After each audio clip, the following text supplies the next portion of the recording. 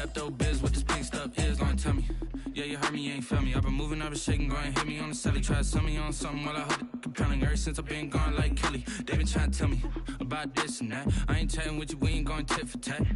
Trying to tell me how to get in the bag, we're going to get in the bag, I'm about to get in it. I'm like, automatic is a habit, you should know it's automated. I've been getting to it, I ain't noticed y'all was hating. Brand new chick, she don't know that I can pace it. I just wanna know that I can hold a conversation. Oof, I don't know what y'all debating. I've been waiting for you, now I'm running out of patience. Running up a check, trying to run an operation. Went broke in the check and put it. We are pleased as always to be bringing you coverage of the National Football League on EA Sports. Tonight we continue with Wild Card Weekend with what should be a great one between the Indianapolis Colts and the Houston Texans.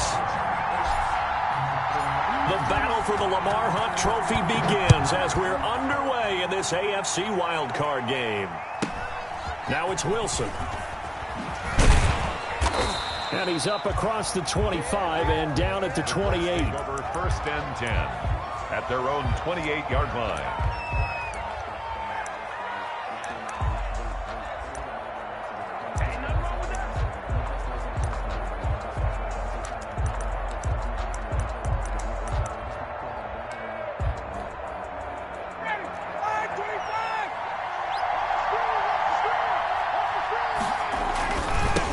They'll run for the first time with Johnson.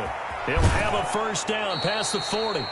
And he goes out of bounds just shy of the 45. That play going for 16 yards to start the drive, first down. Well, one unit I know you want to watch is that offensive line. If they keep clearing holes like that, it could be a long night defensively. No doubt about it, because when they're in sync, as we're seeing so far, when that continuity is there and you can see that they're playing off of each other while controlling the defensive front linebackers, you're exactly right. It could be a very long night for the defense because someone's going to run for some big yardage. And a Colts first down. So a 1st and 10 now in Houston territory, right at the 40. From the gun, a run for Johnson. And he'll lose yardage here, back at the 41. He'll lose a yard there, and it's 2nd and 11. 2nd and 11 at the 41. Brings up 2nd and 11 at the 41-yard line. The throw there finding its way to Boyle.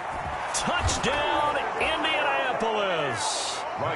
Nick Boyle, 41 yards. And the Colts are going to take a first-quarter lead. Forget about the storylines of being intimidated in the playoffs on the road. I mean, that was pretty clinical right there. Yeah, they didn't treat it like it was a playoff game in January, did they? No. That felt much more like, hey, we're back in August, running a few drills in the practice field. They seem unaffected by what they're facing in this one. Now after the touchdown, it's Bosher to kick it away.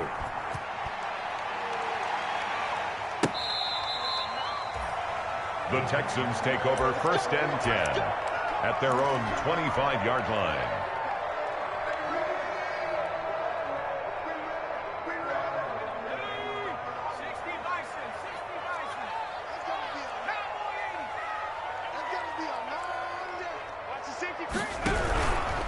They'll run for the first time with Tevin Coleman. And he's able to get this one up to his 30 before he's out of bounds. 5 yards is the tally on first down. That brings up 2nd and 5. 30-yard line. A gain of 5 brings up 2nd and 5. Coleman now. And he is met quickly in the backfield. Down he goes, folded like a lawn chair. Call that a loss of a yard, and things get a little more difficult here. 3rd and 5. Now 3rd and 5.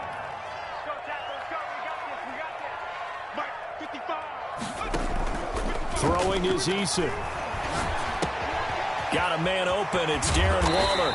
And able to get this one across the 45 before he's brought down. A big one there for the Texans, 18 yards. I know at the end of games, coaches always tell us that no one play won or lost a game. But this seems pretty important early, doesn't it? Their ability to pick up that first down on 3rd down, I thought that was key. Well, you're already in the hole after the touchdown on the other side. How will you respond? We talk about that a lot, and they responded pretty well there. You go 3 and out, I think you give up a lot of momentum. You get down 2 scores, could be an entirely different game. So they've got a nice drive going now. They're in good shape. What's interesting to me is they're also in that spot in the field where you would take a shot. Do you change that up just because you're down a touchdown? 3 yards on that last carry. Here's 2nd and 7. From the gun is Eason. Man open, it's Goodwin. And he'll be taken down by the face mask, it appeared. And yes, out come the flags. So they'll take the yardage and tack on 15 more for the face mask.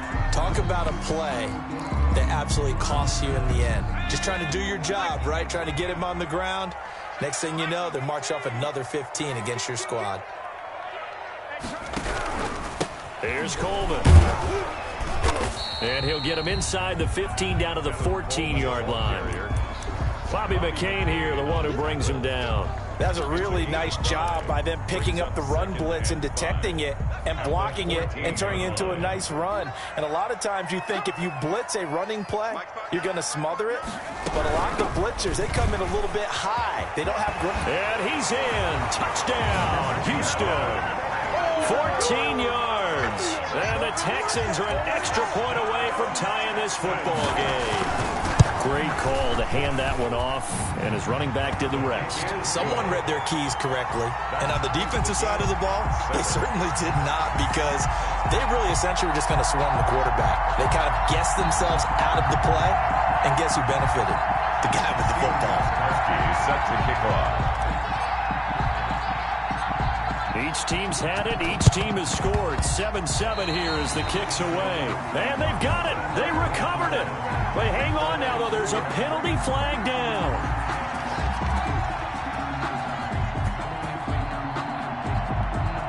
They were a little too excited to get the football, touched it before it went 10 yards. And that's so difficult, isn't it? Because sometimes you can just take a bad hop and veer into your lane or into your body. In this case, though, they touched it before 10. Illegal touching is the call. Play action. Ryan. And the open receiver, it's Robert Woods. And he gets it inside the 35 and just shy of the 30. It'll be a gain of 17 and an Indianapolis first down. First down, Indianapolis. 59, Danny, 280.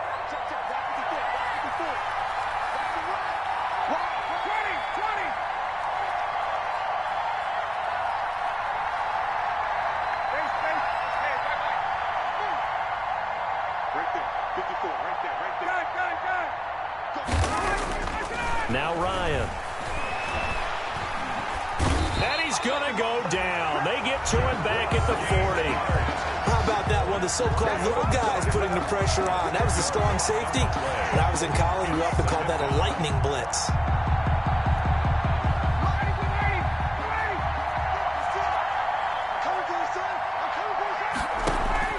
Throwing on 2nd and long. Ryan, and he'll be hit as he releases it, and that'll fall incomplete. Zach Pascal, the intended receiver, but now it's 3rd down. They're bringing a lot of pressure here already in the first quarter. Already sacked him once. Now they get in there and knock another one away. You think maybe that Tucker rule being gone makes defenses a lot bolder? Yes, indeed. That time, lucky that the arm was going forward, incomplete pass. 3rd and long. It's Ryan. A good throw here, finding Pascal. And it's a big play there on 3rd down, but with the marker on the field, I don't think it's going to hold. Let's see. So a decent gain, but all for naught on the penalty. It's too bad, isn't it? They were feeling pretty good about it. The only people celebrating, the guys who just gave up that play. So following the holding call, what can they do here on 3rd and long? Ryan. That's incomplete, but there is a flag down, so hang on. A big call coming on 3rd down. Some boos coming down right now from this home crowd after that call. Yeah, and that was because of the pass interference call, but for a second there I thought maybe they'd gotten a look at my appearance as Othello in the high school play. You were Othello? Not a good one, let me tell you. Now the defense going to use the first of their timeouts. They'll have 2 remaining as we step aside here in this first quarter.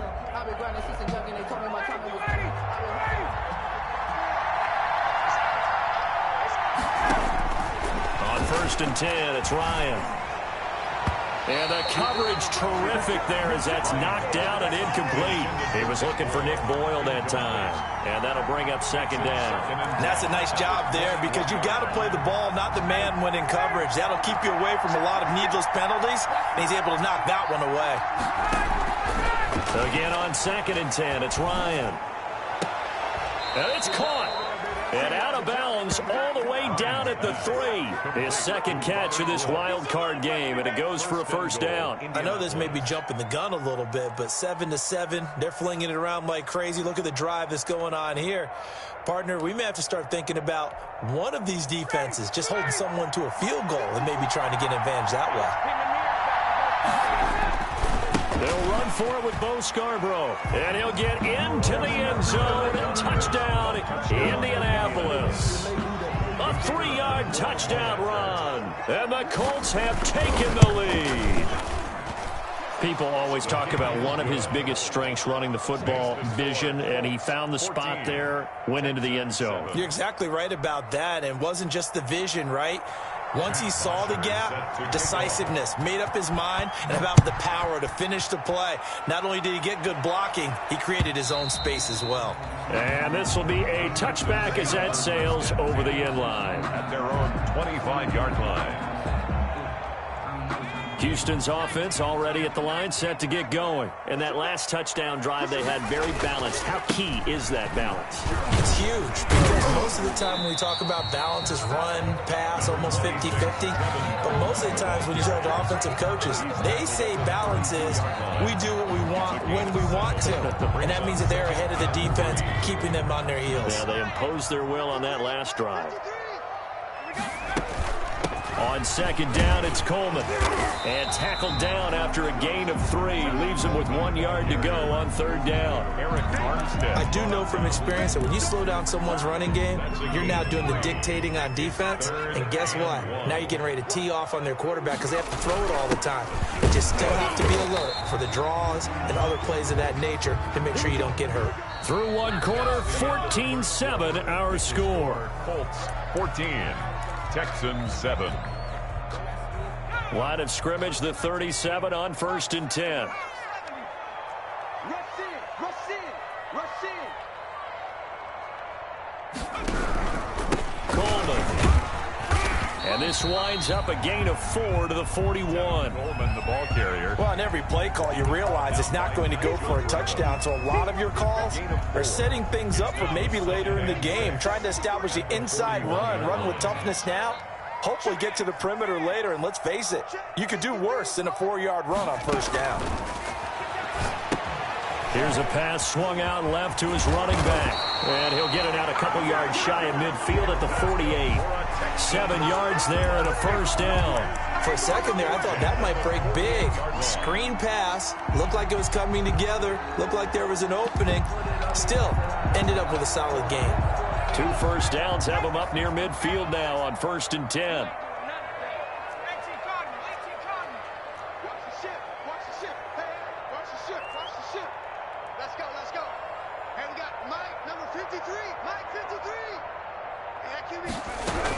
A shotgun handoff to Patterson. And he's going to take this one across midfield and into Colts territory. 39. Nigel Bradham brings him down. That's just a pile of bodies there, and that's when you kind of find out who's a tough guy, right? Who can stand up and make a play. It was only a 3-yard run, but for both sides, they had to walk away from that feeling like, okay, I can stand up when the going gets tough in here. Now this throw caught left side. And he's going to get this one down to the edge of the red zone. That one covers 29 yards. 1st down. Well, remember, they tried to give him the ball and let him run on the last play, but I think the light bulb went off in their play caller's mind. And this time, they get it to him the more conventional way. And it's much more successful as well.